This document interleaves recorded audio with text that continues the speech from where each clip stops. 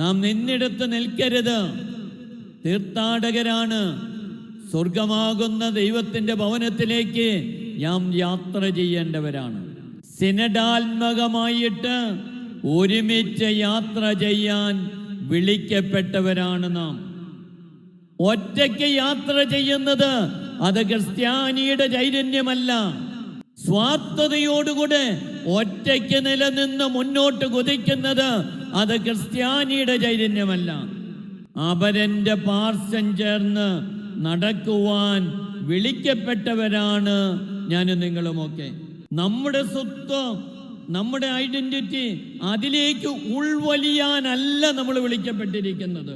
മറിച്ച് ദൈവത്തിൻ്റെയും സഹോദരി സഹോദരന്മാരുടെയും സമീപത്തേക്ക് നടന്നു നീങ്ങി ആത്മാവ് പ്രചോദിപ്പിക്കുന്ന രീതിയിൽ ചരിക്കുവാനായിട്ടാണ്.